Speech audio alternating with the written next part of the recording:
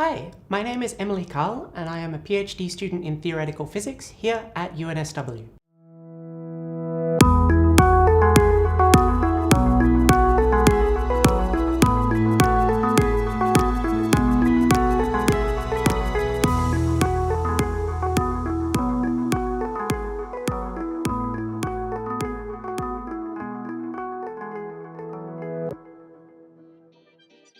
My research focuses on using atomic systems, and specifically highly charged ions, to search for new physics beyond our current understanding of the universe.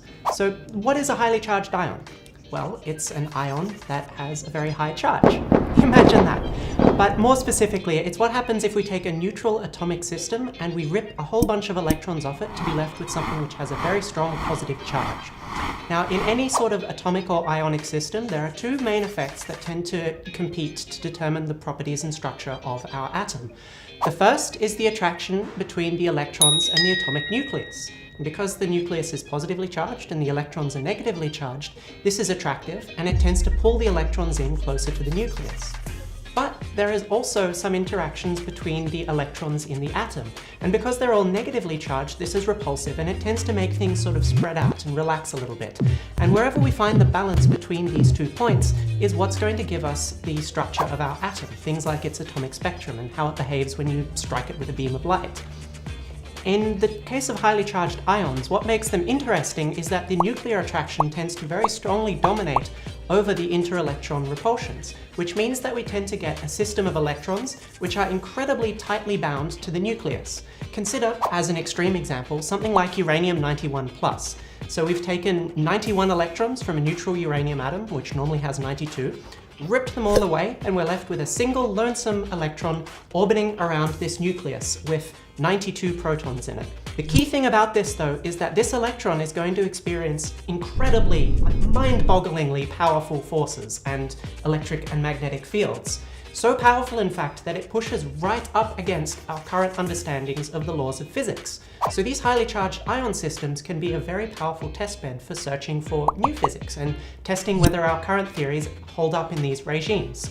Unfortunately, these kinds of extreme systems, while theoretically interesting, are somewhat difficult to produce at the moment and do experiments on. So what we do instead is turn towards highly charged ions and using them to build atomic clocks. An atomic clock works by essentially measuring the frequency, the rate at which an electron transitions between 2 atomic energy levels. And you can think of this like the ticking of a grandfather clock. One tick is the electron jumping between these levels. And this is an extremely easily, highly precise measured thing. In highly charged ions, they tend to be a lot more accurate than in atoms because they're less sensitive to the kinds of environmental effects that cause inaccuracies in our ticking. For example, in an atom, one of the main sources of inaccuracies are things like thermal radiation or stray electromagnetic fields in our laboratory, which can degrade the precision to which we can measure things. But because the electrons are so tightly bound to the nucleus in a highly charged atom, it takes a lot of energy to move them around and perturb them, which makes them less sensitive to these things. We build these incredibly accurate and incredibly precise clocks from them.